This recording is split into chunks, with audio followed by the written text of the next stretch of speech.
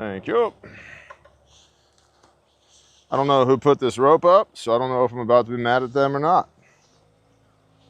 But it's quite possible I'm about to be mad at them because janky ropes are one of the things that I have to work really hard on to be graceful about.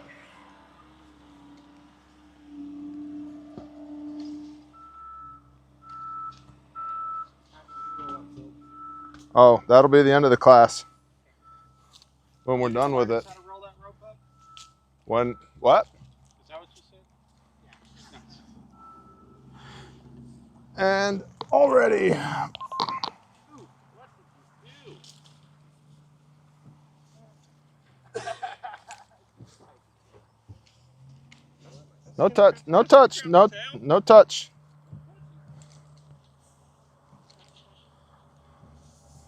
What the shit? Huh? Did you do this, Barb? Oh, yeah. You did this? I apologize. You should.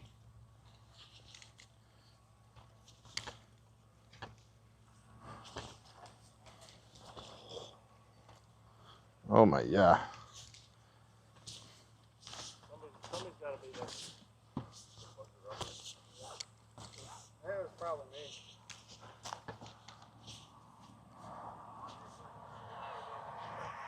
Maybe it wasn't. That was pretty bad.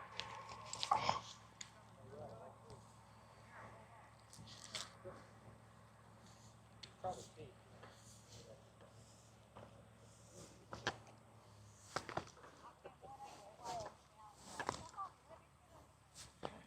See, it's funny because everybody knows it's bullshit.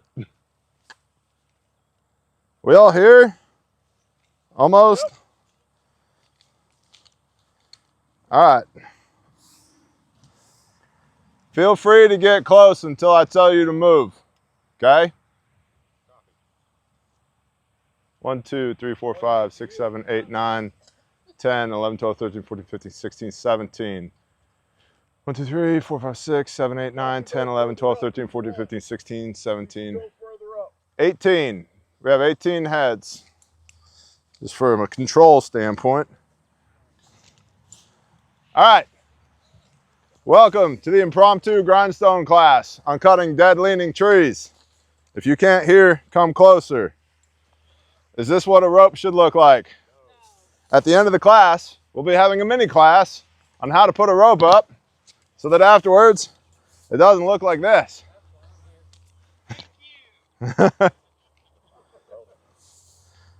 So, we got 3 trees we're going to cut down.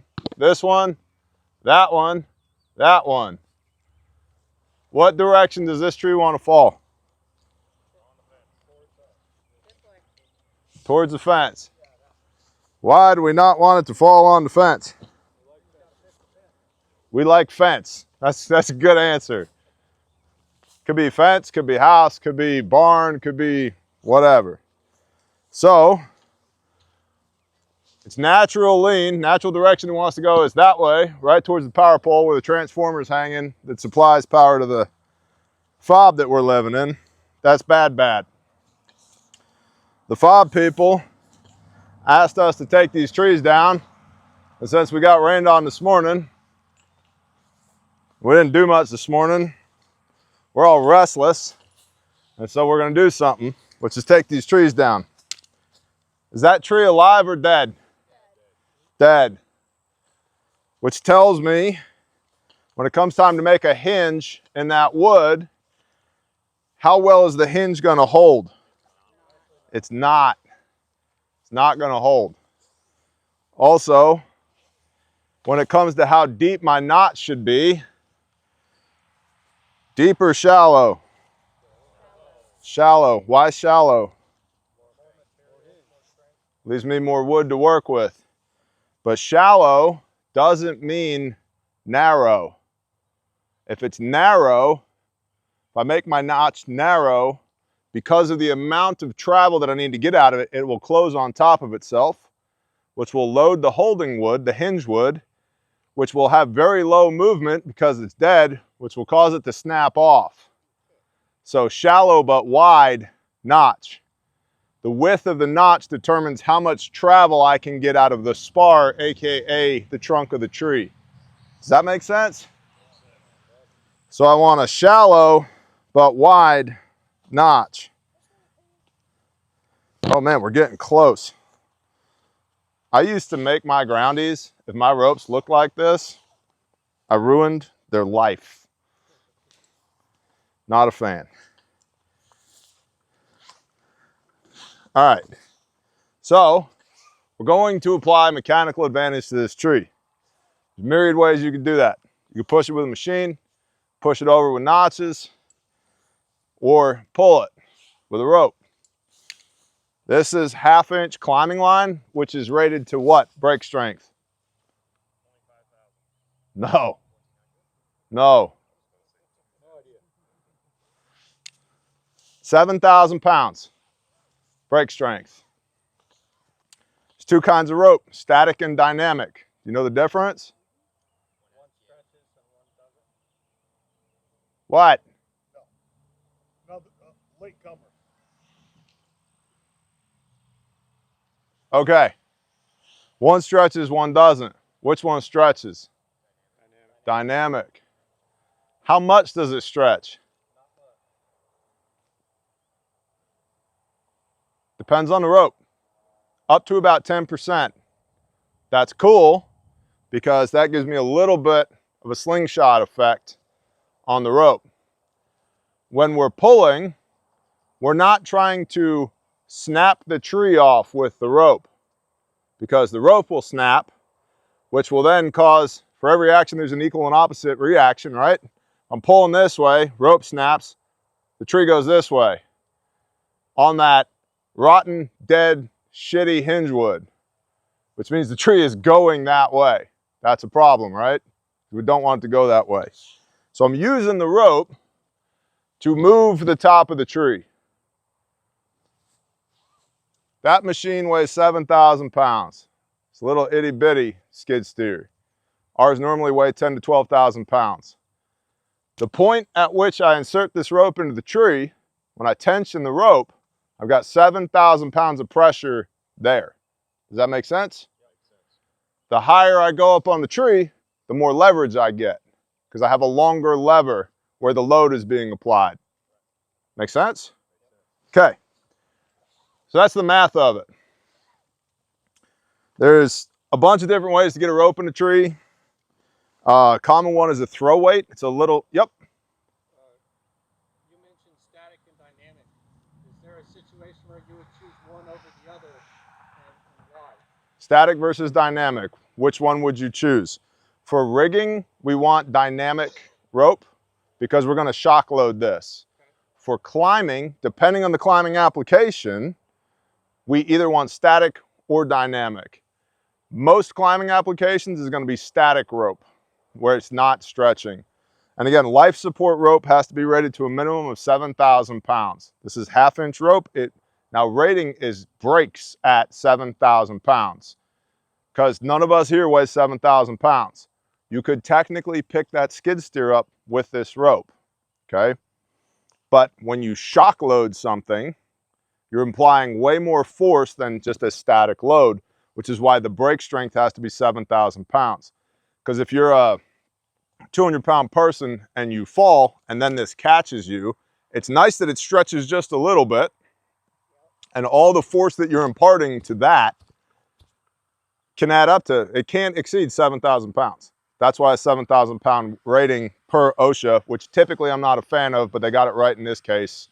A lot of their rope access life support stuff is correct because it's pretty dangerous. But once you know how to use it, I'd rather, no hyperbole, I'd rather be 300 feet in the air on this 1/2 inch piece of rope, me personally, than 10 feet in the air on a ladder. I hate ladders. I like rope more than ladders. So, got to get the rope in the tree. How we do that, we can attach a throw weight, which is a little leather bag filled with shotgun shot, lead shot, a little string attached to it, throw that up in, tie that string to this rope, pull it over. And for really high insertions, that's great. They work great. They make giant slingshots, so they're literally called the big shot. the 6-foot tall slingshot that you put your throw weight in and whoosh, launch it up in the trees. Little string comes out of a basket, get your throw weight in the tree, then you tie off to your line, pull your line up and in. Yes, knots will decrease the load rating of a rope. Hitches will not. There's a difference between, well, they will, but marginally, okay? So standard overhand knot, half hitch, this will break here. If you do a bowline, like so, that's a bowline, it won't break here. If it breaks, it'll break here, in my experience, which means it's the rope that's breaking, not the hitch. And when you load this thing, a bowline will still come out by breaking it over and pulling the tail back out. Unlike a lot of times for rigging, people will just make a big overhand knot like that. Pocket knife. You want to tie that with a pocket knife, okay? It ain't coming out. If you put an extra half a turn in there, it's called a figure 8. Not that this is not class, but we're here now. Like that. Go around the top and back through. This is how I fixed your hammock. That's a figure 8. It has this surface area there. So you can load this, and this is legal for life support. You can hook into a carabiner on that, and you can load that.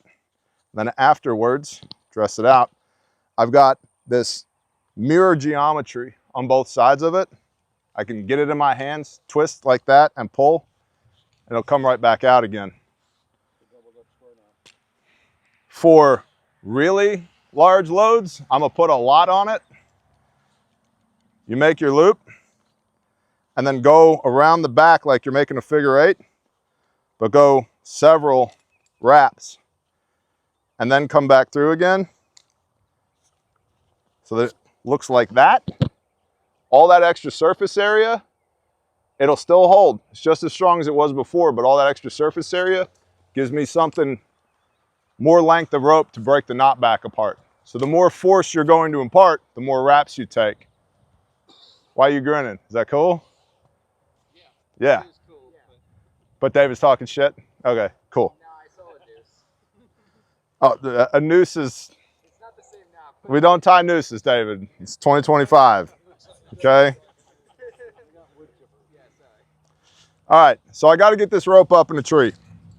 Because we don't have to go that high, I'm gonna make what's called a monkey fist. Just a little gather of rope, overhand knot, go around the top, cinch it down, another overhand knot, around the top, cinch it down, and that is my weight, okay?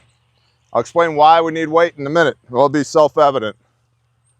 So, I got a busted limb, a big busted limb on this side. I've got it halfway up the tree. Got another smaller one on the back side halfway up the tree. Either one of those is high enough for me to impart enough force using the machine without breaking the rope to get the leverage that I need to get this to move beyond what's called the moment, okay? The moment, if you look at this tree, and this is really important if you're felling timber, doing tree work, whatever, stand at the tree, 90 degrees from it, and look at it, and draw a line straight from the center of the stump up into the sky. I need it to be at least 10% beyond that straight plumb line in order to get it to go where I want it to go. It's already 15% this way. That's a problem. Which means at the top of that tree, I need a minimum of 25 degrees travel in order to get it to come over. Does that make sense? Okay. And if it was, this also applies, looking at the moment, if that tree was straight up and down, but 80% of the foliage was on this side and 20% was on that side, same thing. 80% of the weight, the pressure's on this side. That's what I'm working against. So I have to move that 80% over that plumb line far enough this way in order to get it to come over. It's just math and motion. Boring, cool, screw UT. I wish I never came here. Thank you for the thumbs up. Appreciate it. All right. So, gather a rope in your hand. If you're left-handed, use your right hand to gather the rope. If you're right-handed, opposite hand. This is my throwing hand. I've done this 10,000 times. I'm still not great at it. So I'm willing to be embarrassed in front of you, okay? You're welcome. And all I want to do is try and throw this over that limb. And it may take, sometimes you get the first shot, sometimes it's 20 times before it goes where you want it to go.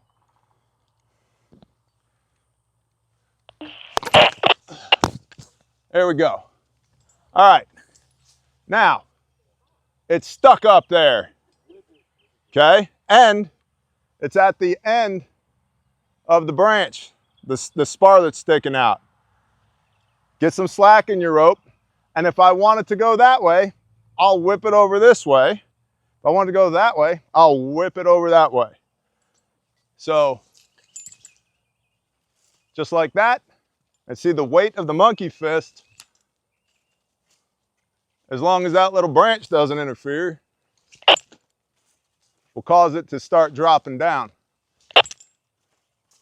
And sometimes all it takes is one tiny little branch like that to ruin your day or make an extra half an hour of work.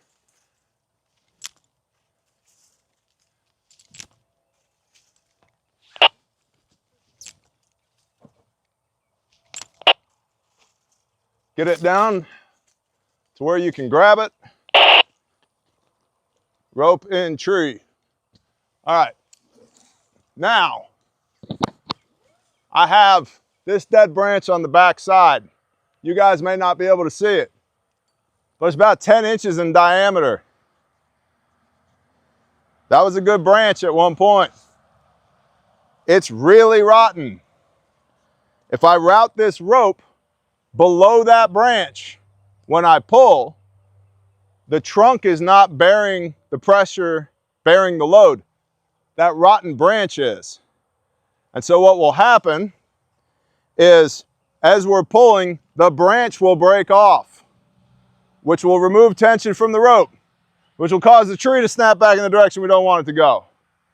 So you want to have the rope as tight around and even around the trunk as possible, not under and around and through other branches. Unless, art form, you know you're only going to apply enough tension to it that you're not going to break that limb and you're just rolling the dice and going with it. But best practice is, no, don't go underneath every other limb.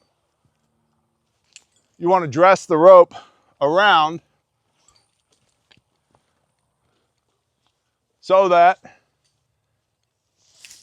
it's finishing at about the same height as it started. So now, running end is here on the ground, working end is here in my hands. I'm going to make what's called a running bowline. So make a loop, like so. I go around this.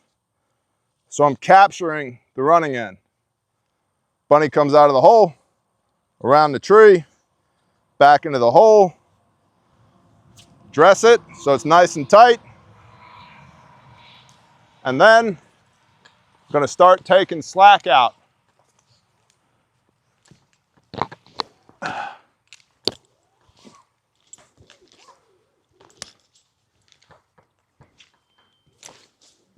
Now, see the orientation of the hitch? I want the hitch off to the side, like that. So when I'm pulling, if I can,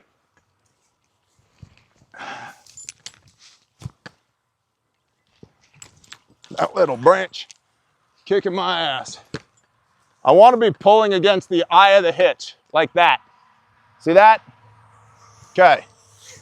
Now, I got a rope. I'm holding tension here on the rope, letting it slide through my gloves, Don't do that with winch line, by the way. Steel cable will eat your hands up. You grab steel cable hand over hand. Don't let it go through your hands. Even with your gloves, winch line will tear you up. So rope, you can slide on. Steel cable, hand over hand. Tracking? Okay. So hold tension.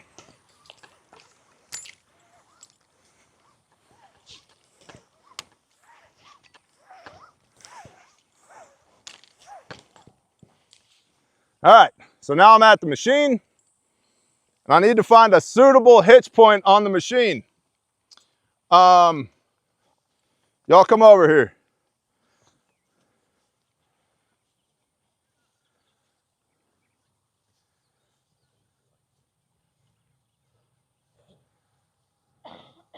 I need a place to attach the rope to the machine that's not going to destroy the rope and not going to destroy the machine. I'll tell you, this looks like a suitable hitch point. It is not. It's full wrap welded all the way around. It's just bar steel, and it's mild steel. And you will bend the shit out of that. Ask me how I know. Sometimes on machines, you have big D-rings intentionally for rigging. That's the best if you have that. We have this. What I like about this is it's round all the way around. So that's going to decrease the likelihood I chew my rope up because there's no sharp angles. If I go around this way, those sharp angles can and will bite into the rope. If you put enough tension on it, it'll cut the rope. And while I don't like cut ropes, I don't want the tree to pop back in the other direction. Okay, so I don't want the rope to break. So I want to go out of my way to find a place that I can attach to that's going to keep the rope from breaking. Give the rope the highest chance of success. Does that make sense? Makes sense. Okay. So now I got to get this thing onto this thing. There's a few different ways you could do that. I'll show you my preference and what I don't like. You can do this. You come around here and you can wrap and wrap and wrap and then tie off. That's a half hitch or an overhand knot. One half hitch is not legal for anything. Never cuts it. So if you're going to use half hitches, it's always 2 or more. Back it, 2 half hitches. You could do that, and we have enough surface area of rope on this is effectively a bollard that'll hold. That's good. It's not terribly strong. It's also the guys who taught me this stuff when I was a young man and they were in their 80s would scream at me if I did this because it's lazy. It's not wrong, but it's lazy because there's no knot in that. There's no hitch in that. But here's a good indicator. That half hitch comes out, that doesn't help us, right? So I need a way to actually attach this to that. So, David, come here. Be Vanna White for me, please. Oh, wrong David. Either David, doesn't matter. Just hold tension on that, okay? So, this is called a bowline on a bite. A bite is just a long loop of rope, okay? Make my overhand knot. In fact, I'm probably gonna come even closer. I'm gonna get this through like that. This is my bunny. Bunny comes out of the hole, goes around the tree, comes back through the hole. Dress that up, boom, bowline on a bite. That can't come out. And the more pressure I put on this, the stronger it gets. You're good. And once I take tension off of it, all I gotta do is push that, break it over like that, and it'll come loose. Make sense? If you know like one knot in your life, it should be the bowline. You could do, and if you don't know the bowline, we'll have bowline class after this, okay? Then I have this tail. I wanna get this tail out of the way. That's all, because I don't wanna wreck my rope. So now I'm attached to the tree, right? Right? I got a bowline up there. I got a bowline down here. So what I'm gonna do is preload the rope. Tracking? Okay. So I'm going to look at my operator. He's going to turn his machine on. Braden's going to move. What do you got? Right now, you have the clams open. Uh-huh. You're going all against one ram. Oh, hold on. We'll get there. Yep, direct line of pull is what we want. So, operator's going to fire up.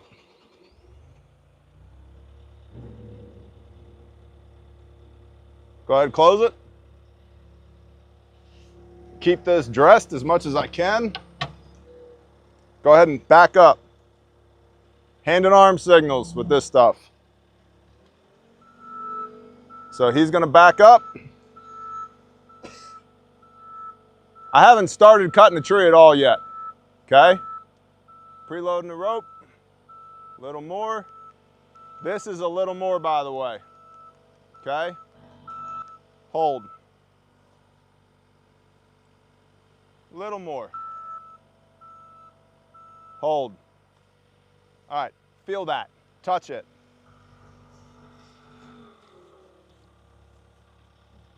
Not a lot of tension, but there's definitely something on it. This is my safety, okay? If something goes stupid on this tree, this is my safety. It at least can't fall that way now. It can fall any direction other than that now, which sucks because last night we were talking about if I got a widowmaker, where do I go? If that tree is coming this way, the opposite direction of fall, 45 degrees off of the opposite direction of fall are my pathways to safety. Well, there's a fence there. That sucks. What do we do? Not cut the tree? No, we pray to the Most High, say, Father, please keep me safe. Figure out what am I going to jump into or over if I have to, and then mind your P's and Q's while you're making your cuts. But this at least can't fall that way now. So we don't want that to happen. So we've eliminated that threat just by preloading the rope. Now I'm going to make up my notch. Cool? All right. Just hold there, buddy.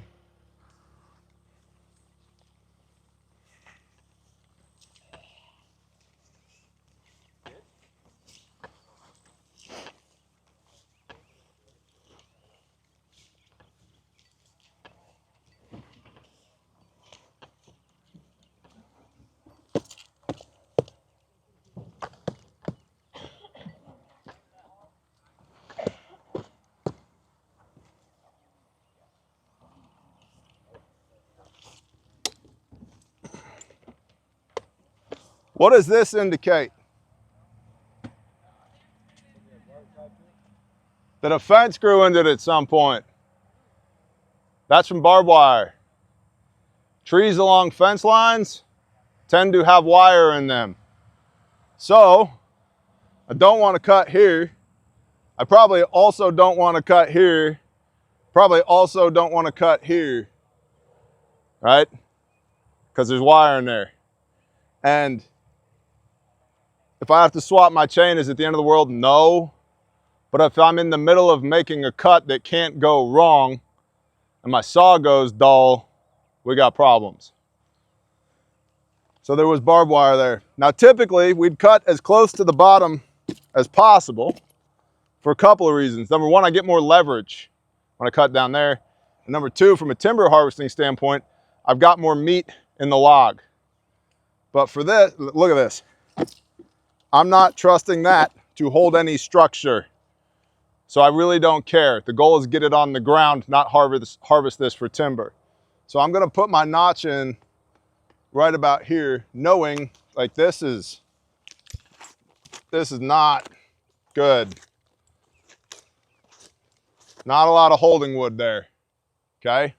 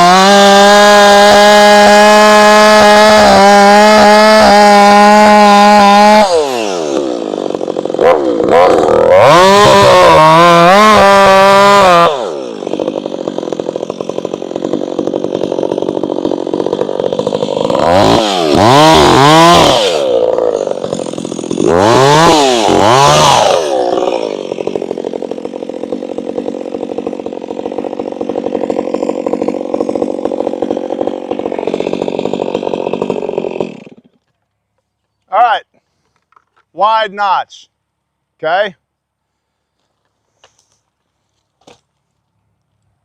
Bar's too short. Oh no, what do we do? Get a different chainsaw, or here I am. What I'm gonna do, because I wanna be on this side of the tree when I'm felling it, so I have more control working from this side. So I'm gonna take the saw, and I'm gonna cut in this way to remove all that holding wood from that side so that the bar can still reach across to make my cut. So I will end up with a hinge here. Does that make sense? Okay. Now, this portion of the program, move that back 20 yards and everybody stand back over there.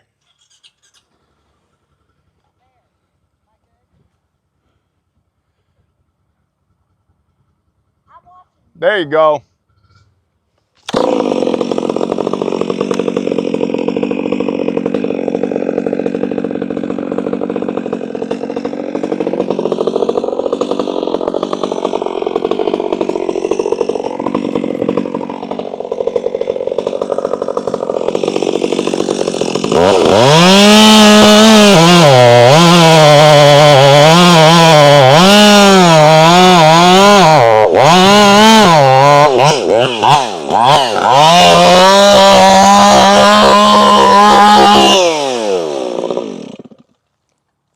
All right. Took the meat out on the far side, so the bar is now long enough. Scribed the line around the back, so I should be in line with the cut I made on the far side. Everybody tracking? All right. So now, I'm gonna have the operator back up just a little bit.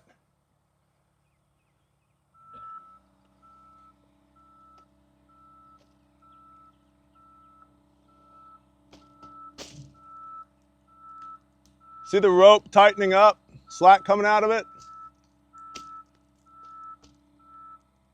Okay. Now I'm gonna make my back cut. I'm gonna leave as much hinge wood as I can while trying to get movement out of the top so that it comes over. Make sense? Jason, be watching me.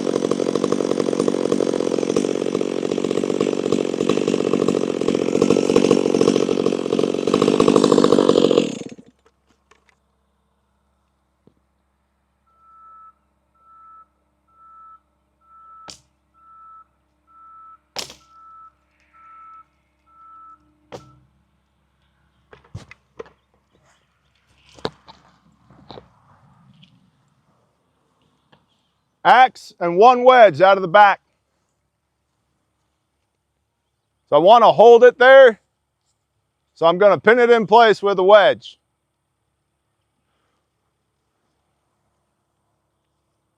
You see the kerf, the cut on the back is starting to open up. That's what we're looking for. Thank you.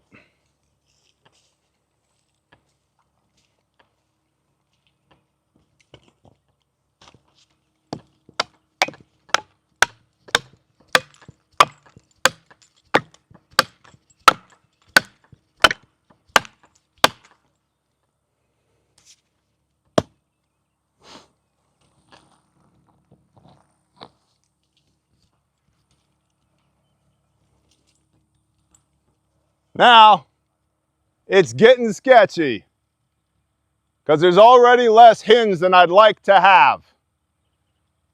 But we're here now. My options are try and yank it over with the machine and break my rope, beat it over with wedges, which I'm not getting enough movement on the hinge right now because it's dead to beat it over with wedges, or to take some more notch to alleviate enough holding wood that it will start to move. Does that make sense? So, we're gonna do some sketchy shit and take a little bit more of the holding wood to get it to move. Just out of curiosity, why wouldn't you just cut it deeper? Cut what? Why wouldn't you just cut it deeper? Because that's my holding wood. That's what's keeping it attached to the stump. I'm about to cut it deeper, but it's not. The hinge wood moves, and when it's dead, it doesn't move, or it moves very little. And so I need to apply enough pressure mechanical advantage to it to get it to come over without breaking the hinge. And so the more meat I take out of the hinge, the less structural integrity it has, knowing that it wants to break. So now it's a game of engineering and math versus tree. Waffles, how tight's that rope?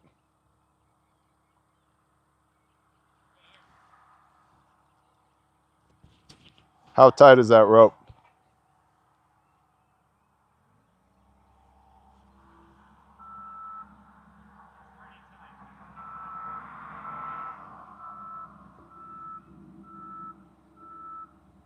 She's real tight. All right, hold.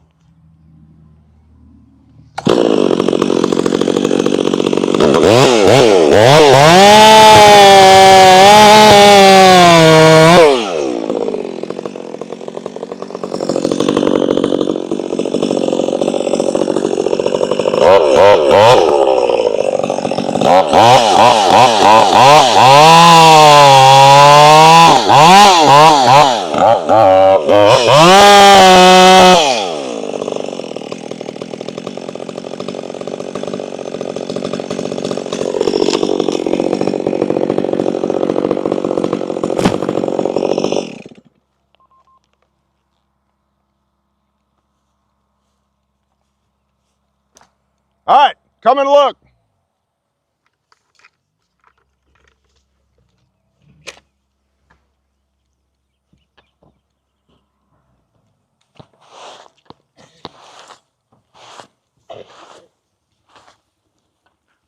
Anatomy of a cut. So here's my face cut, AKA my notch, okay? This is my holding wood. And typically on a live tree, you'll see fibers sticking out where it ripped fibers out, but this is dead. That is a doornail, which is why it's dangerous. I cut here to the side of the tree, and because my bar was only yay long. I've been running longer bars than this 25-inch. I should have cut deeper here. This is what was holding it, right there. And once I came back this way, I plunged cut, and I started taking this meat. It snapped, it popped, let go. Yep.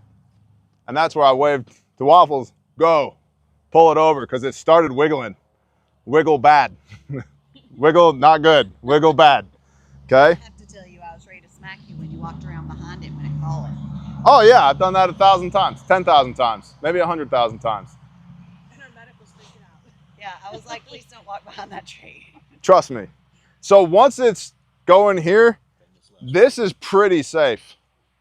It's not that it can't jump the stump, but there's a whole lot in between me and it once I know it's going this direction.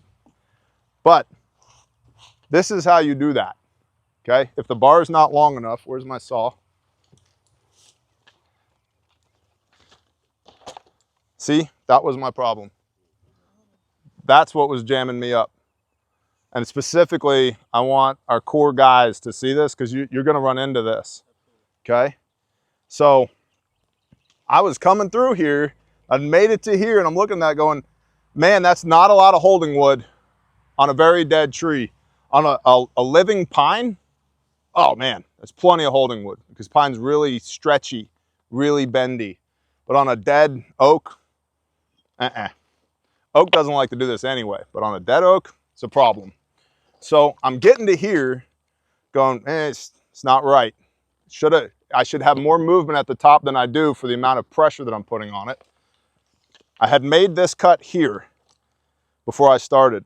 This cut should have come to here because then I would have connected across. Because when I checked for depth, I checked here. Look, see, these two connect, right? I failed to account for the girth at the center. So the way I fixed that, yeah, she always does. You're right, Waffles. The way I fixed that was I gave it a little bit more here, and then I did a plunge cut right here. That's what that is. And when I took out the last of this meat, she popped and came over. Okay, but there you can, that tree is wider than the bar is, significantly. It's 25% wider than the bar is. You can take out trees that are twice as long as the bar, minus an inch, using this method. Gesundheit. Or different methods. Can you explain your choice in elevation for your back cut versus your face cut? So a lot of people, there's many arguments about this. Does your back cut need to come in at the bottom of your notch? The answer to that is no, it does not. So I like to try and make my back cut into the center of my notch. And what I find is it leaves me more fibers here. More fibers gives me more control. If we were logging, that'd be a problem because I'm losing more meat. We're not. This is not logging. If we were logging, we wouldn't even take this tree, or we would hit it with a D8, push it onto the ground, and this is just this would end up in the firewood truck, maybe. Might just get burned. Is there a reason you didn't cut your wedge out down on that side aside from the length of the bar? Where your hand is.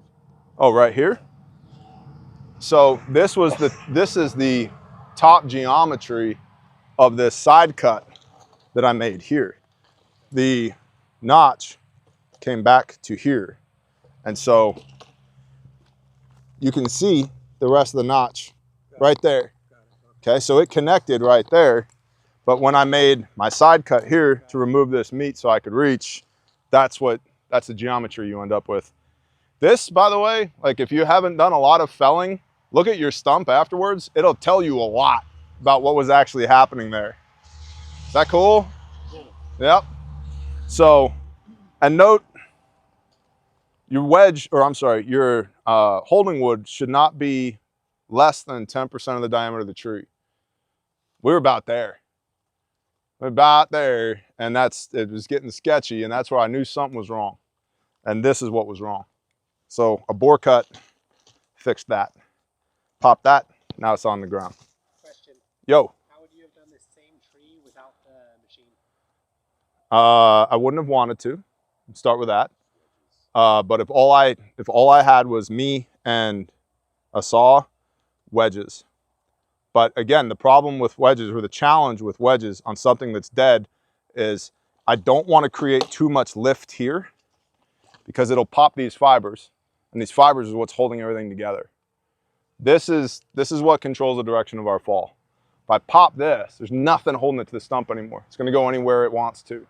And so you have to have enough holding wood that it won't fall anywhere but the direction of fall, but a small enough amount of holding wood that it'll actually move when you start pounding wedges on the back.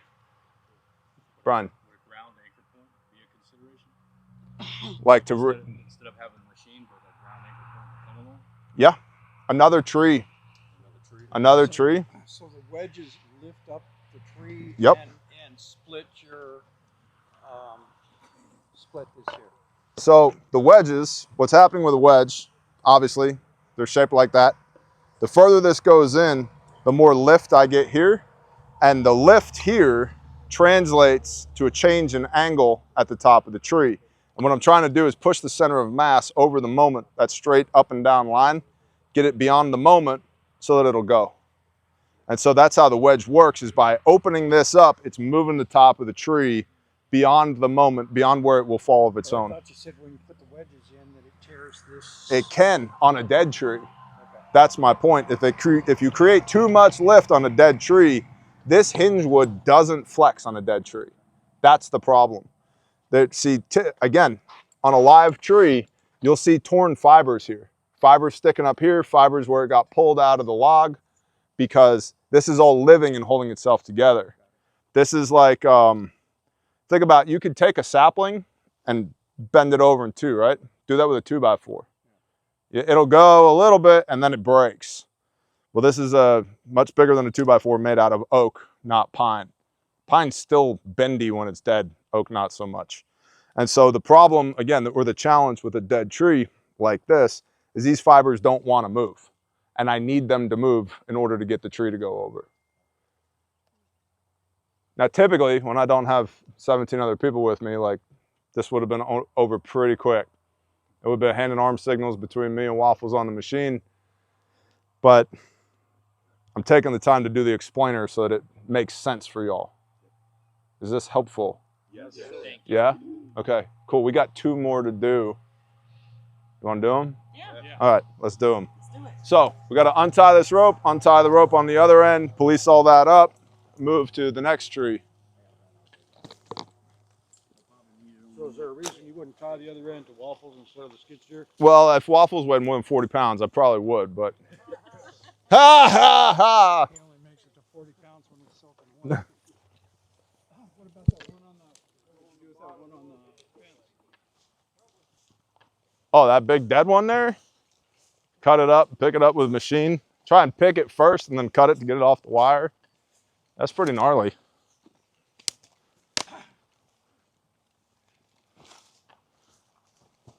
This little one next. This one right here. Yep. Be careful with ground. Mm-hmm. Yep.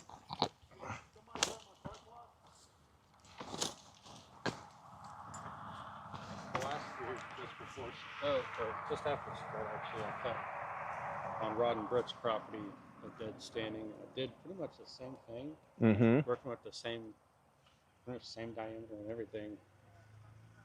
Used my truck, hold tension and all that. Mm-hmm.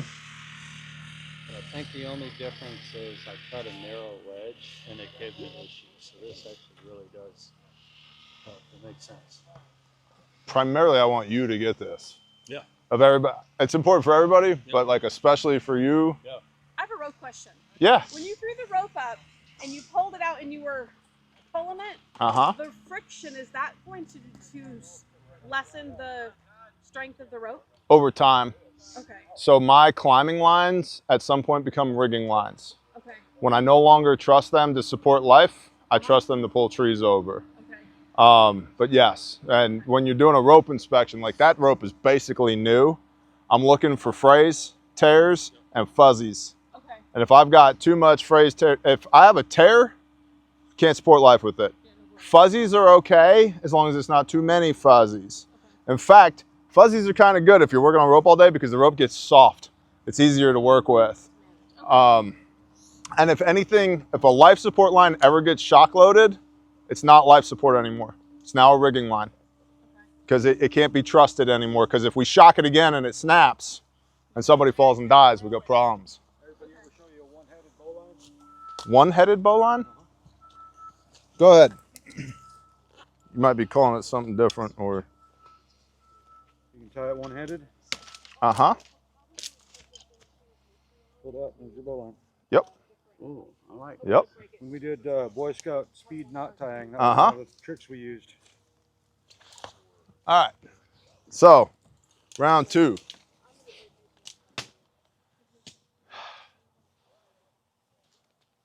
All right. So, we're going to bet on that little tiny 1.5-inch diameter, 2-foot long little stub sticking out there, that it has enough, just enough structural integrity to catch a rope.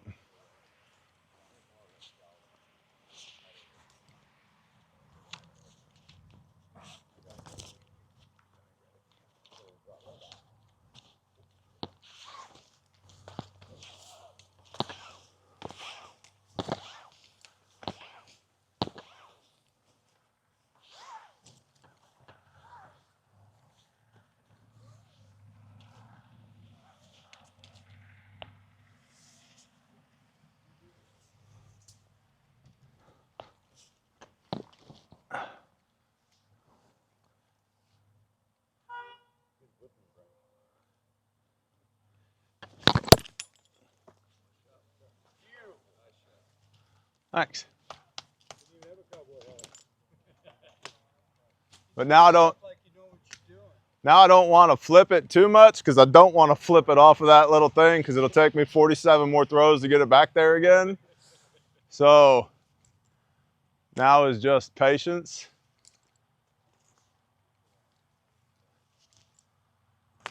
See that tree move? Was that the wind or was that the rope?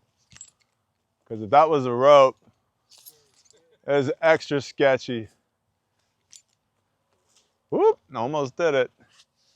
Getting impatient.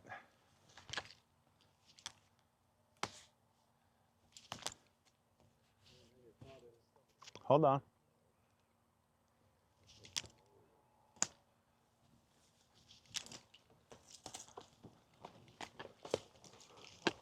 Yep.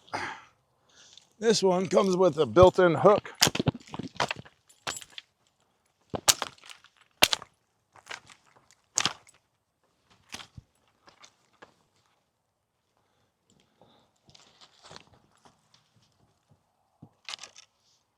Come on, don't do it.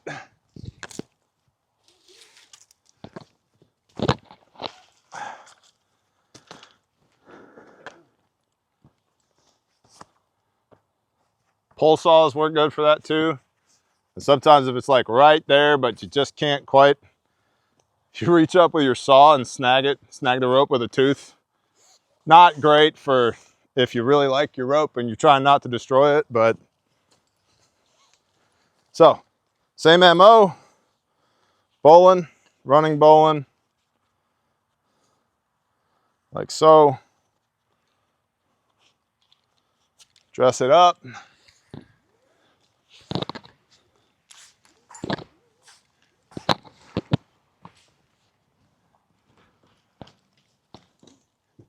There we go. Yeah, that tree's definitely moving, ain't it? Uh-huh. That's what we call an indicator.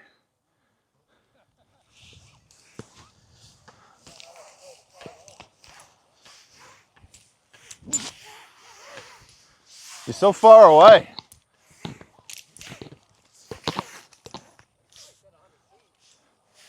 Well, the rope's 150.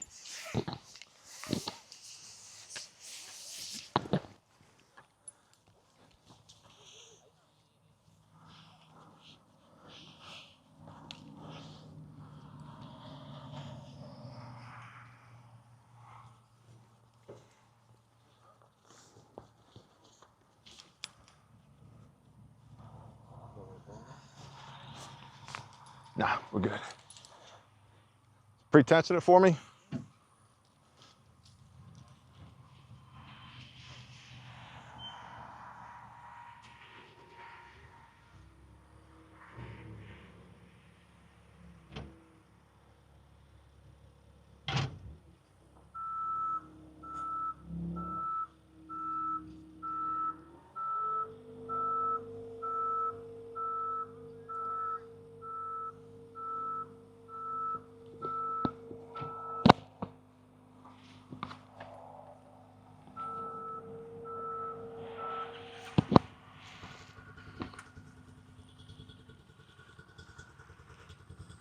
Yeah, you guys go over there.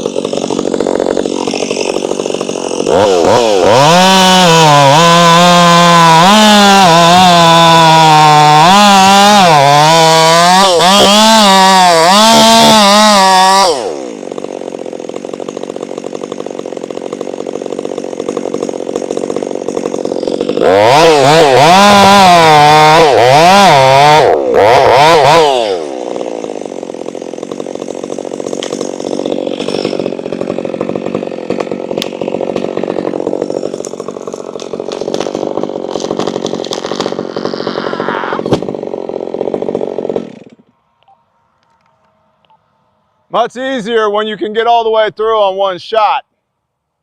Same concept. Tracking? Hold on. Oh, go ahead. Is there an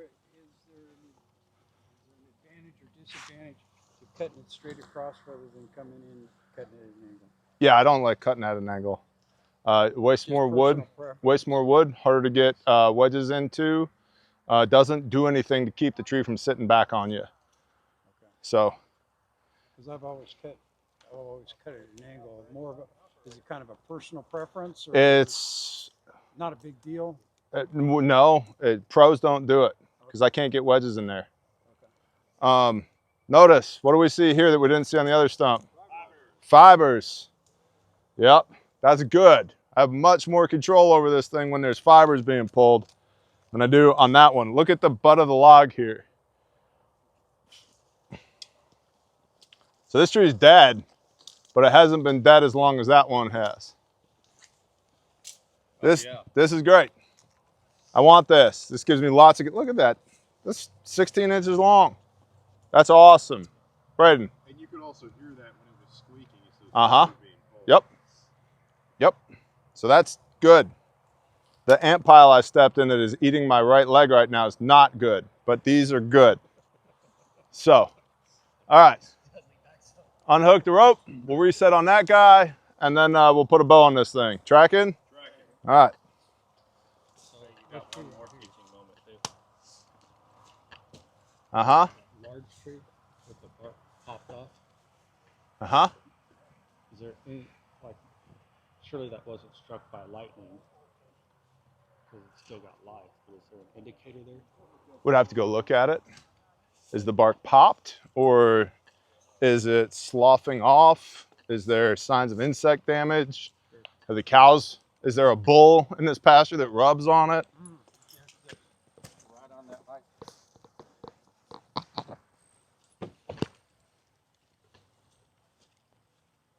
Ugh, I don't like this one. This is the worst of the three. Yep. To me, it almost looks like. David, go to the back of Dudley's truck and get my Ripsaw 661, please.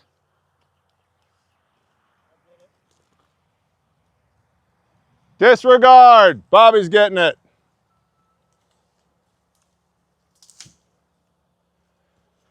To me, this looks more like bug. Yep. Mm-hmm. Yep. See the holes? Yeah. Yep. Okay. Yep. Insects. But then something tried to get in here to get at insects. Sure. raccoon, bear, woodpecker, whatever. Have you ever seen one of those big woodpeckers? Oh, Yeah, they're federally protected. Since the camera's rolling, I'll end that story there. But they could do a lot of damage to trees. Allegedly. Allegedly. But yeah, that's not good. I shot one in Minecraft one time. Did you in Minecraft? That's crazy. All right, we got a rope.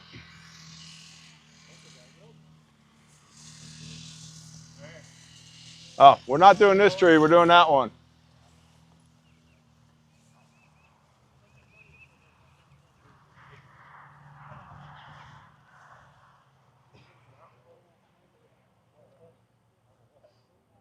Ugh. I hate this one. Oh shit! I like the one that's laying on the fence already. Yeah. I might have to borrow a grindstone trailer to take all this wood home with me. Okay. I don't have trees that big at home. Okay. Can you explain why you hate this one so much? What's up with it? Well, why do I hate this tree so much? First of all, it makes me doubt my holding wood because trees like this tend to split. And in fact, if you look right here, it's already splitting. So that tells me I can't really depend on all that wood, all this wood right here, which is right through where my holding wood would be, is compromised. I don't like that at all. It's also weighted that way considerably. And since I don't like this small spar, this 14-inch diameter spar here, what I might do, what I'm thinking of doing, is putting a rope on it and seeing if I can make it go right here to get it out of the way. And then I can cut all this back while I have a rope on this, put a notch in it much further back behind where it's cracked. And it has what's called buttress roots. These are, if we were cutting down there at the stump, it'd be a major problem. You have to cut all those out because you're losing a foot of bar length in order to get at it. But the primary reason I don't like it is this big crack right here and the fact that it's already weighted that way. Let's just make sure. Should probably have Bender move his truck just in case. Just in case.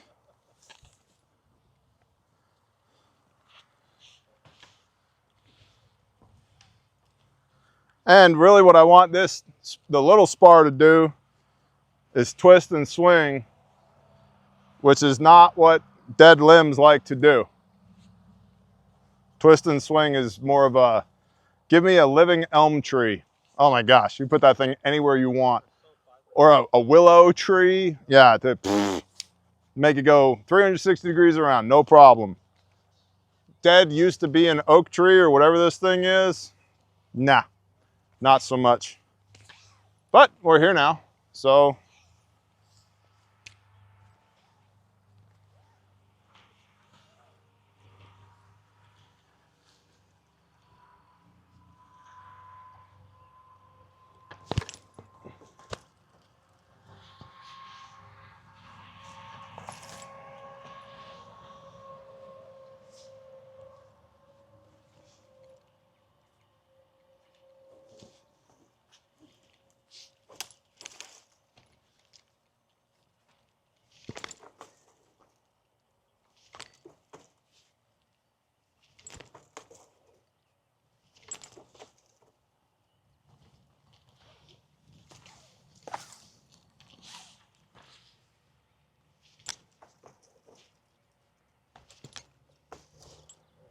Waffles, I'm gonna want you over here for this one.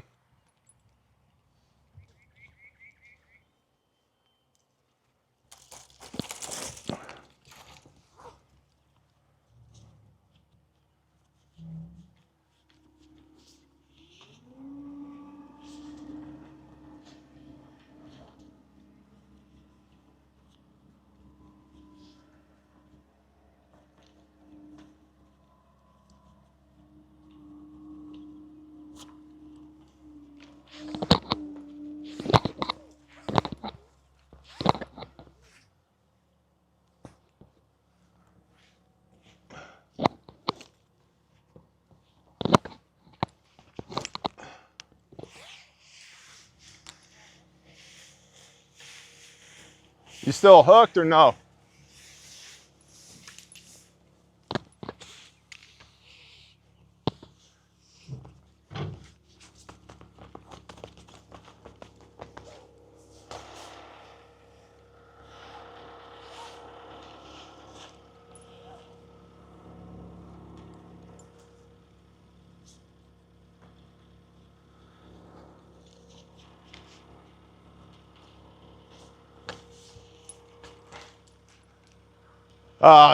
Just light tension to start.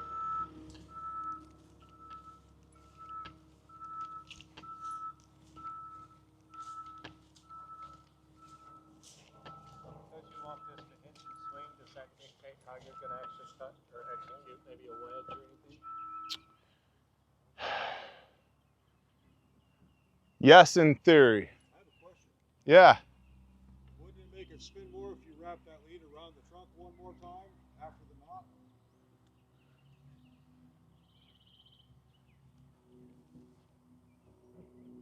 What?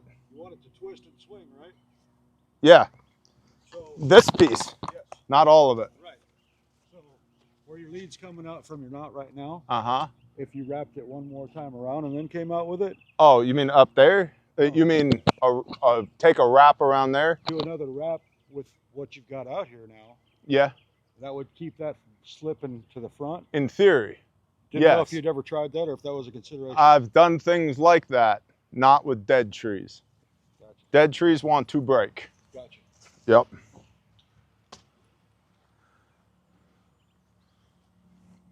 It's a class on sketchy shit, right? Okay. Cool.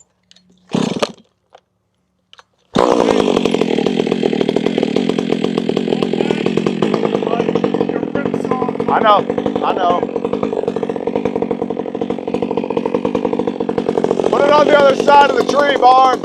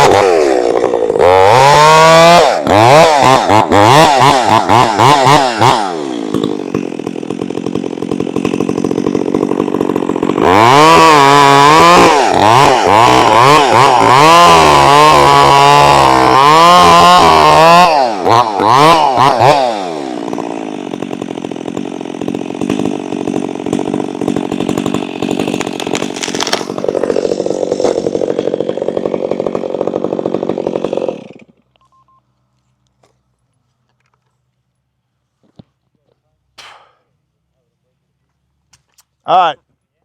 Pull that rope off of there.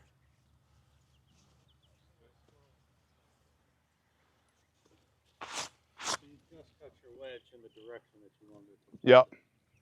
And I'm making max usage of my mechanical advantage. Absolutely.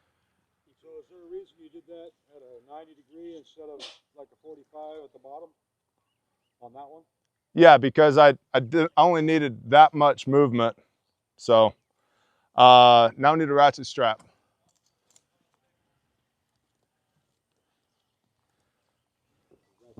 Ratchet strap. Where'd David go with the side by side? Over there? David! David, we need a ratchet strap.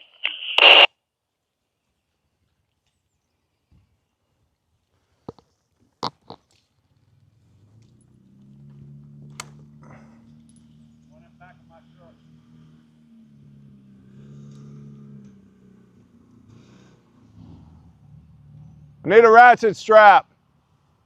At least 2-inch.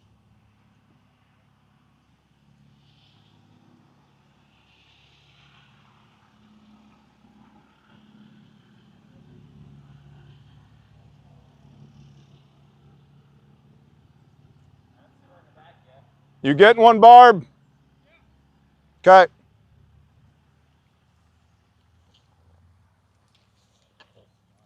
Did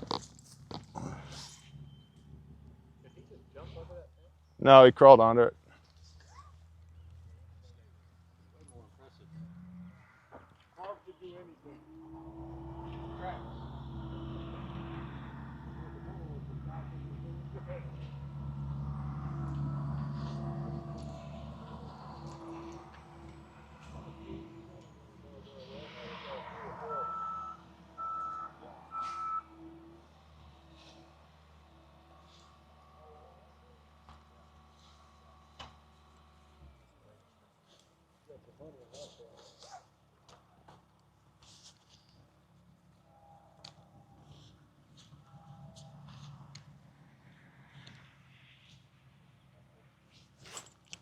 That wedge and that axe, are they still handy?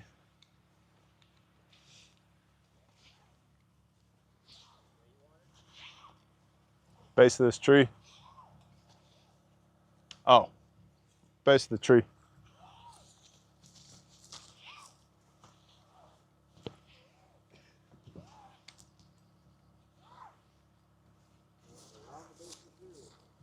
Hold on.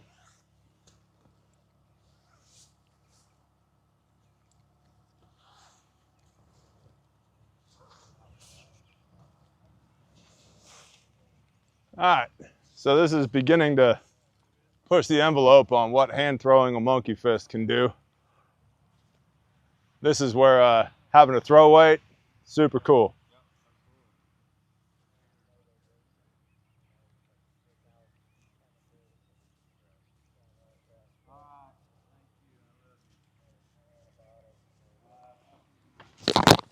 Ugh.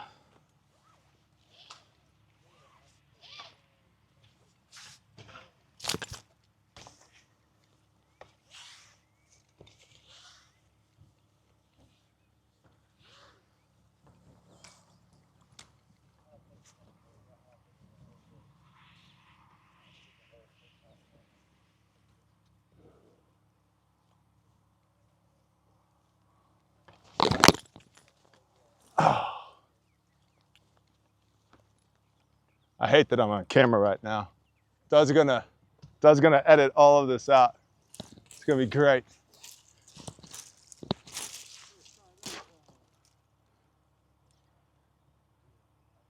If there was one like 3 feet lower, that would just be perfecto. We'll try one more time before we make compromises that we probably shouldn't make. Right, Barb? Right.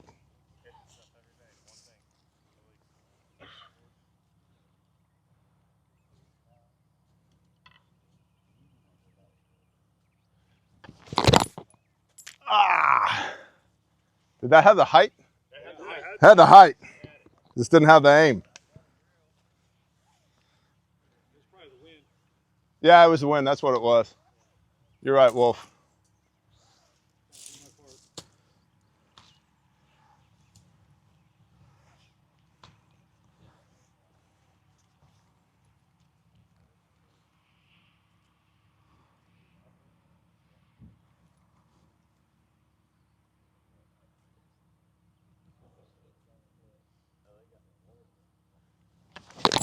Nope. Well, all right then. Let's make some bad decisions.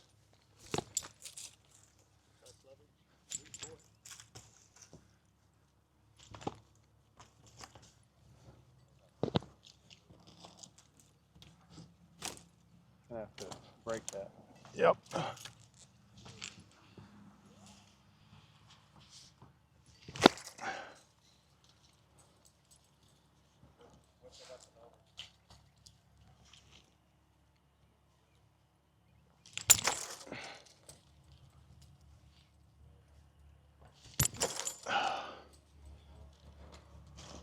We're gonna pull tight. Got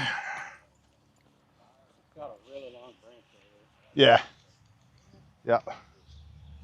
Hey, there goes the house. Good for them.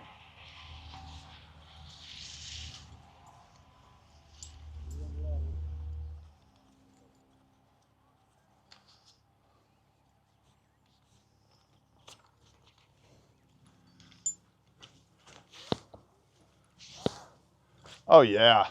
Oh yeah. Definitely making poor decisions. This is great. You still hooked? No, we retied it. Oh, all right. Back up and pre-tension. Supposed to be learning, right? Yeah. Did you tie it right? Okay.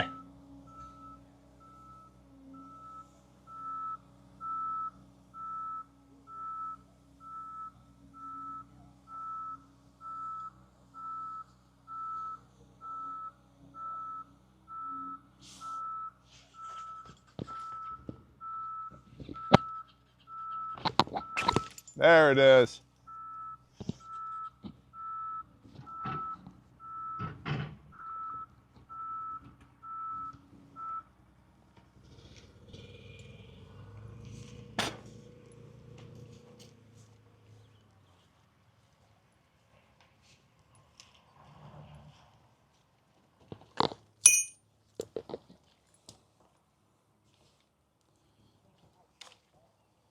All right, who wants to give me a hand?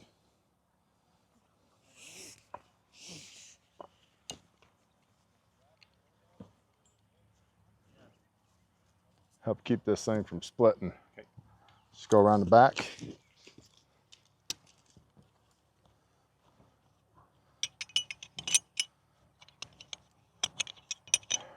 That'll work. Just hold a hand on it so it doesn't drop down. Yep. Okay.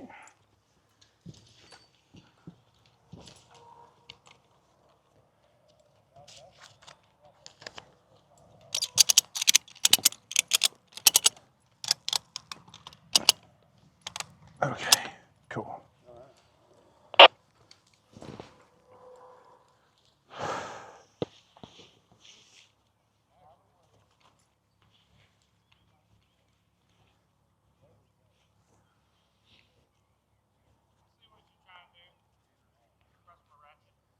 Is this yours?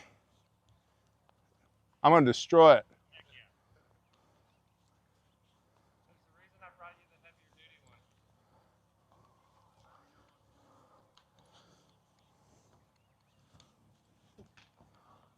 I'm good for it, Barb.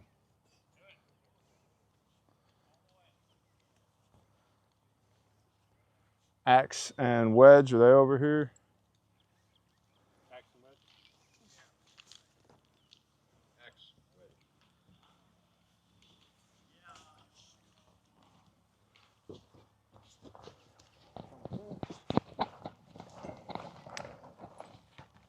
Okay. Thank you.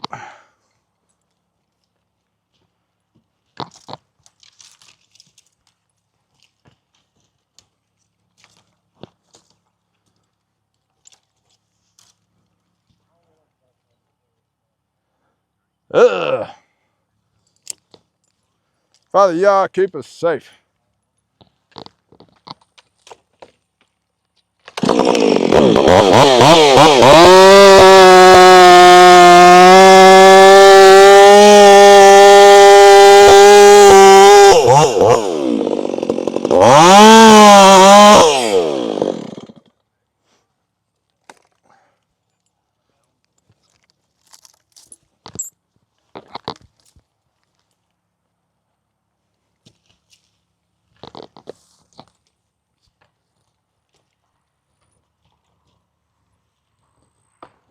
Can you guys smell that? That's the smell of rotten oak. If you don't know what it smells like, come smell it.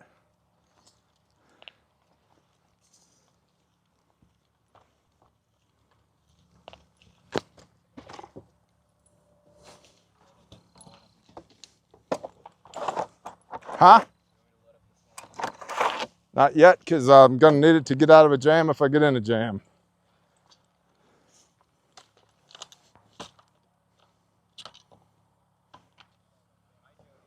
Fuel. And bar oil.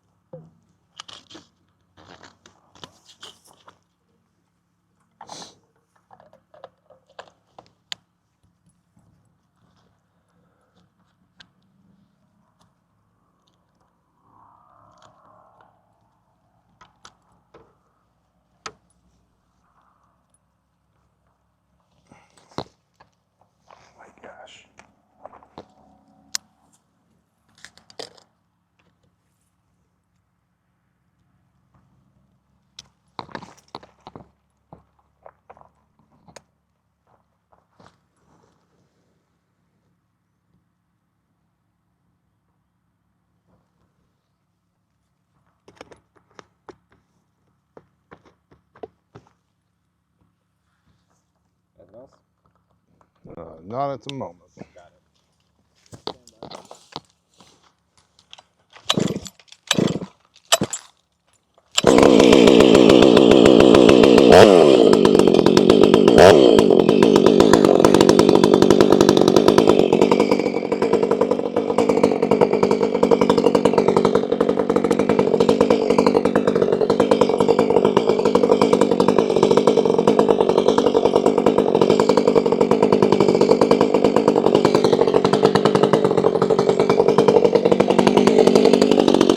Stand by.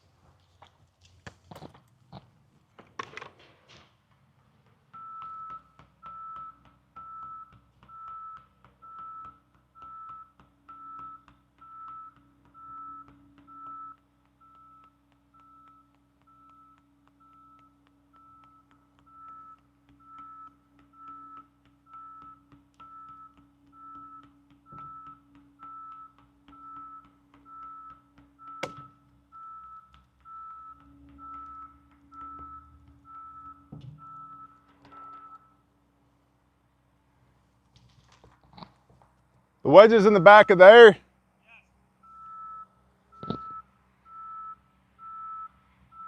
Pulling me forward. I'm holding still. No shit, okay. 2 wedges, stat. Come around the back of the tree.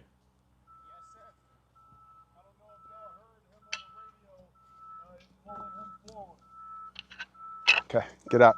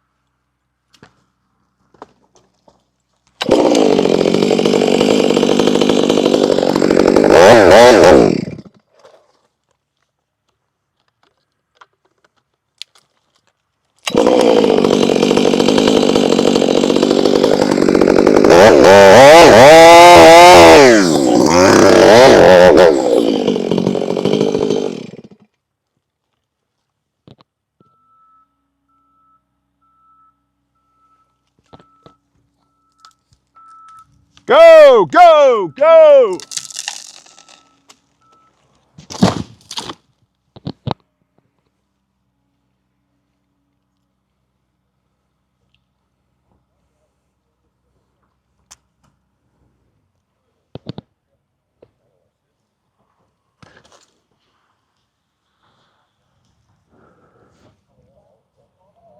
I'd just like to thank everyone that made this possible, starting first and foremost with Yahweh Elohim, creator of the heavens and the earth.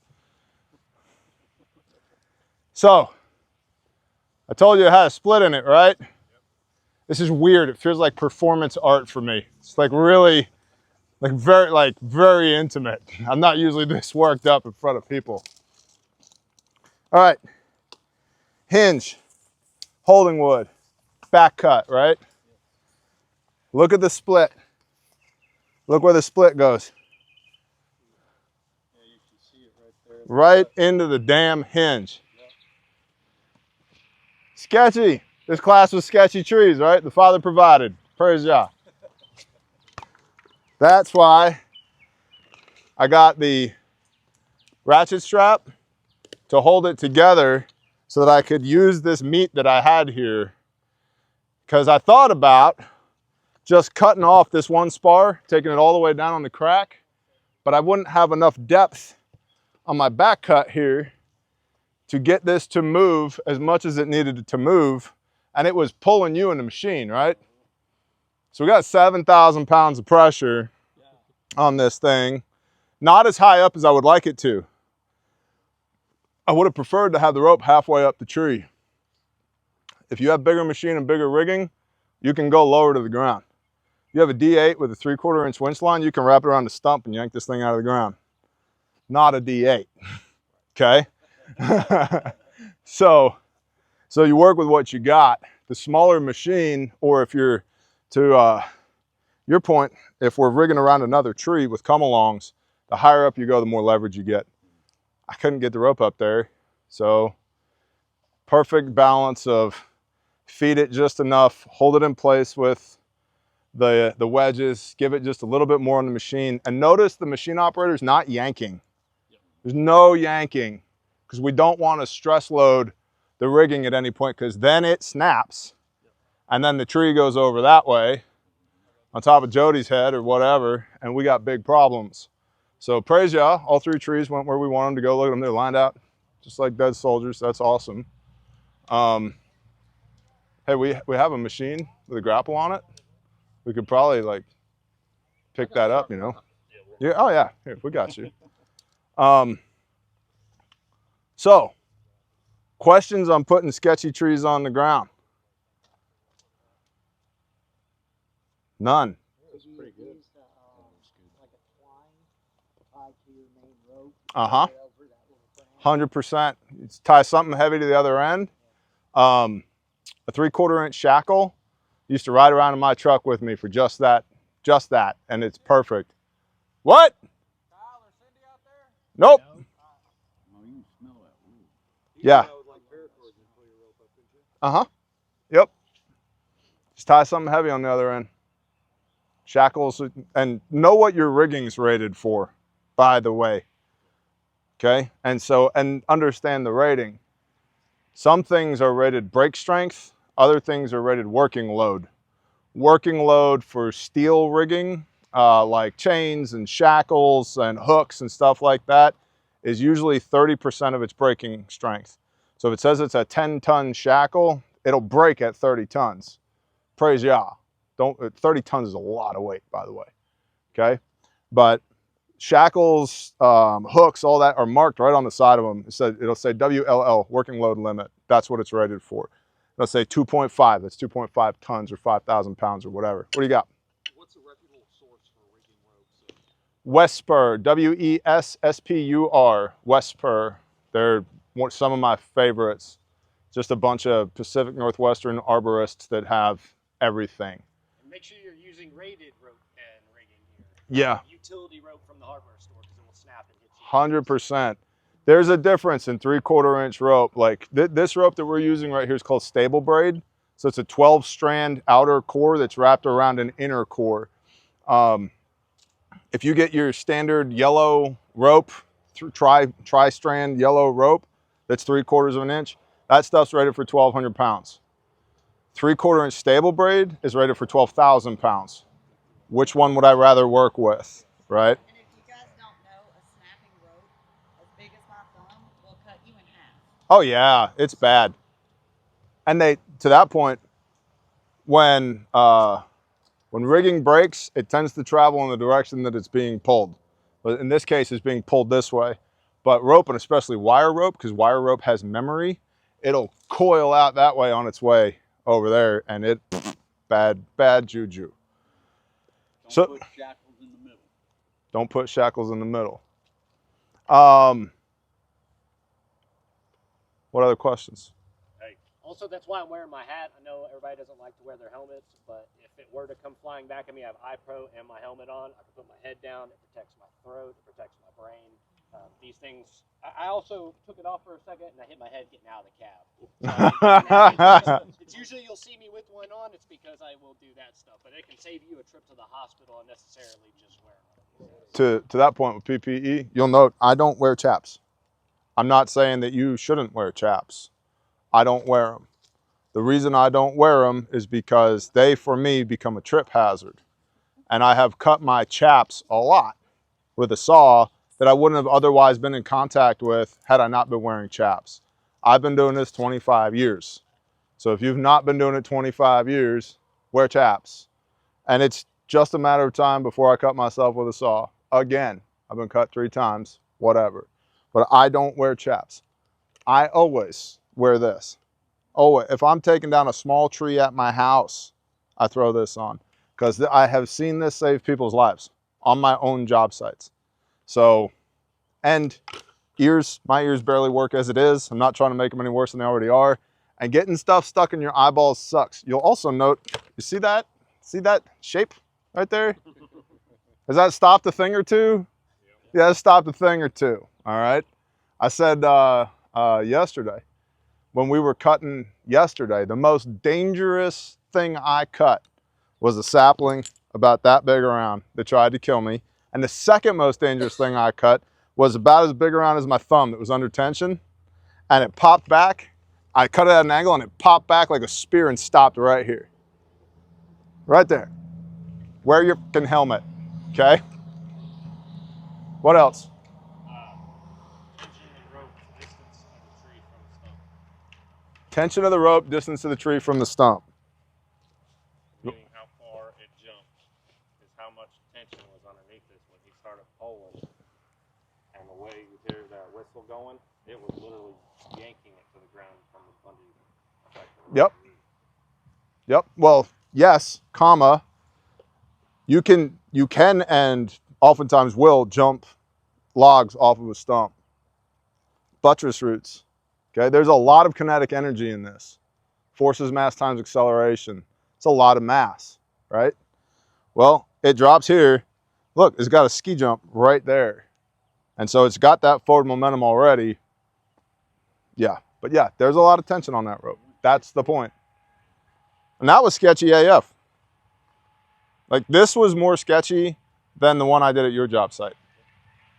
So, yeah, this was more sketchy than that. Because that one was just dangerous. This was a lot of eensy weensy math. Please, Father, make one more wedge be enough for that rope to not break. You also had you didn't utilize the rope on that one, and you had a lot of weight from that leaner into it. Yep. On the falling side. Yep. So. Yeah, my mechanical advantage was the pine tree that was hung up in it. Yep. So, all right. Any other questions? Did y'all learn something? Yes, sir. Cool class? Yes. All right. Where are we taking all this? You guys, not me, you guys, and David would like some saw time. This David, not that David, and not that David, this David would like some saw time, bucking stuff up. So buck this up into log lengths, pile it on one of these bald spots over here so the farmer can burn it at his leisure. And this thing right here we need to figure out. Do we have an area where we want to set it at? Does it matter? I'd think literally just one of them bald spots right there. Don't cover up as good grass, but Try to track in the same spot. yeah, yep, try and track in the same spot. Cut these in about 3 pieces. Yeah. I do have a question. Yes, sir. Wedge depth. Uh-huh. You planned it right at the track, or you should, yeah. Was that your? No, I didn't. That's a great question. Did I plan that? No, I mean, it just kind of worked out that way. I knew I needed that much notch to get that much distance of travel to get the tree over. And that's why I didn't cut the front of the tree off. And because I was seriously considering the cracks right here. I was seriously considering cutting all that off, getting it out of the way so I could get back to good wood that's not compromised, then making a shallow notch here. But my concern with making a shallow notch here was I was not going to have enough wood to get a notch, a hinge, and enough back cut to be able to get the lift that I need to pull this thing over. This is, distance here equates to distance here. I'll say that again. Distance here equates to distance here, which is why when we got to do a lot of movement, I don't want a super deep notch. This is a pretty deep notch. This is about 1/3 of the diameter of the tree, which is about as deep as you want to go. But I needed that in order to have enough room for this thing to close to come over. But the more back cut I have, the more movement I can get out of the top. Because I can put one wedge in, like I had right here, to hold it in place. But I can stack 2 wedges on top of each other, start pounding double wedges. That gives me even more lift here, which gives me even more movement on the top. But So you want a minimum of a 45-degree wedge. yes, yep. And yes, asterisk. It is best practices, not law. And it all changes depending on what we're doing. So they're like, if you've ever seen European timber fellers, they work way differently than Americans do. And East Coast hardwood cutters cut way different than Pacific Northwestern softwood cutters do. And arborists cut different than loggers do. And land clearers cut different than loggers. It's like everybody has their own little means and methods. Stihl put out a video. Just go to the Stihl YouTube channel, S-T-I-H-L. They have a video of a guy from the 80s who's just walking through talking about how he fells trees. It's about 20 minutes long. And he goes through all the different notches that he makes and why he makes them this way. And it's gold. They should recreate that video in 2025 with their new products because it's gold. It explains the mechanics perfectly. That guy is better equipped with words than I am about what it is that he's doing. But European timber fellers make and all their trees, or most of their trees, look like this with these big buttress roots. So they use a big saw with a short bar. They cut all the buttress roots off. Almost all their cuts they make, they're coming from both sides. So they're cutting everything 40-inch and below with a 20-inch bar. And so they're just set up doctrinally. They know they're cutting from both sides of the tree. And they make really shallow notches low to the ground after they cut their buttress roots off. They take all the meat out to the hinge on the one side, and then they just control their fall with the meat from the other side with maybe tapping wedging on the back. And they can do that because their trees are like perfectly straight, up and down, relatively soft hardwood beeches, stuff like that. You can't do that with this. And all that would be ridiculous to do cutting, you know, Douglas fir in the PNW. I don't need any of that in the PNW. And a lot of what they cut up there is on this grade. So it changes how you do things. Don't need to worry about jumping it off the stump. It's going anyway. Gravity's going to do its thing. And as long as I can get it 10% leaned in that direction, little tiny notch, lots of meat in the back to work with, pound wedges, knock it over, next. You'll see a lot of guys in that area will notch and back cut and just leave the hinge wood on a whole line of trees, and then they'll fell one into the rest of them and knock them all over at the same time because it looks really cool on Instagram. Because they can do that, because they're all straight up and down, straight as an arrow. It all depends, homie. It's really trying to internalize what the math looks like, and then using your saw as a paintbrush to do the math without cutting your legs off with it and make the tree go where it needs to go. And I realize that's not a satisfactory answer. The answer is it depends. And it depends on the tree and the saw and the angle, and is it a hardwood or a softwood? Is it living or is it dead? What do I have to work with? Do I have a 1-inch bull rope and a D6 high track? I'm way less concerned now because I can start pulling this tree until it starts snapping and just plow a back cut and let it go, no matter where on the tree I hook to it. In fact, with a big machine like that, I want to hook lower because if I hook up top, I have less mass that I'm working with. It'll snap the top out of it. So, and I'm done. Oh my gosh, that was the next part of the class. Well, I got little arms, so I can't. Did you do it right? I don't know. Did I do it right? But now I got to undo it so I can show everybody this part. Well, I don't know. Did I do it right? Well, we're about to find out. I ran out of arm, TJ. I see that. Okay. All right, class. How to put up a rope, bear style. It's okay. All right. Here's our rope, right? We just used this thing. Let me get it all back out again. See that? You did it arm over arm, didn't you? Yep. Let me show you why we don't do that. Now I got all these twists in this rope.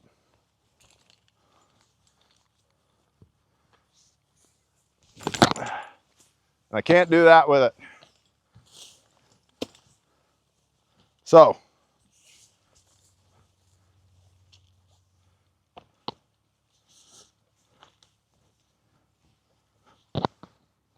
oh, Heather.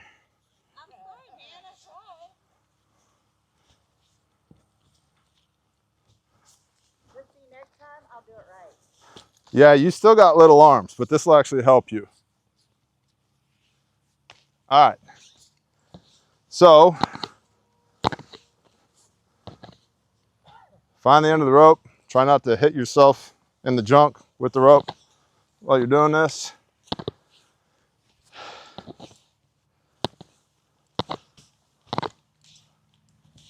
All right, here comes the end. Here's what you're gonna do. Get about that much rope, about 4 foot. Ever see that?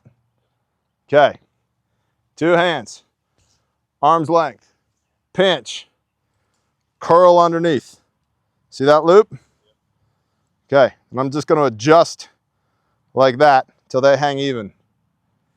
Out, pinch, curl underneath. Got another loop. Now, there's twists in the rope. Doesn't want to lay right? Twist it till it lays right.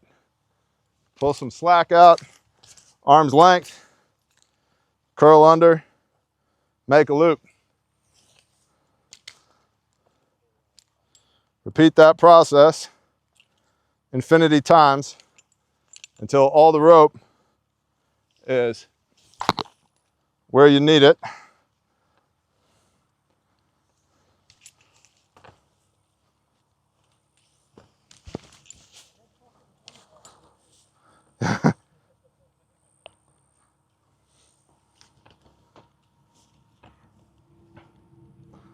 Now, I want to show you something, okay?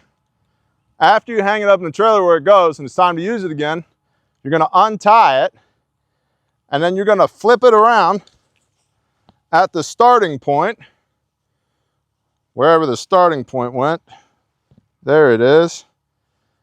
And you can hang it on your arm and just pay it out, and it never gets tangled. Does that make sense? That's how we put up ropes. Okay?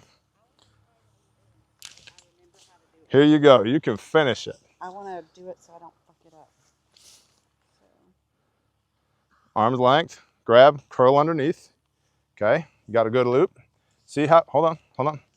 Look. See how it's trying to turn back in on itself? Other direction. There you go. Yep. And all them loopy-doos in the rope.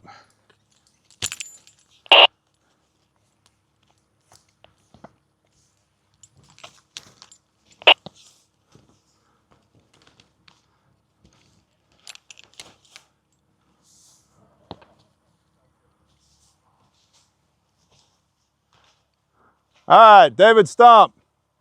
Put my saws in the back of the side-by-side, please. You guys got it from here? Awesome.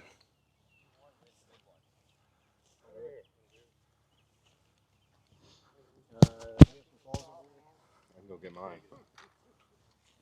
They're supposed to be getting bark. Thanks, buddy.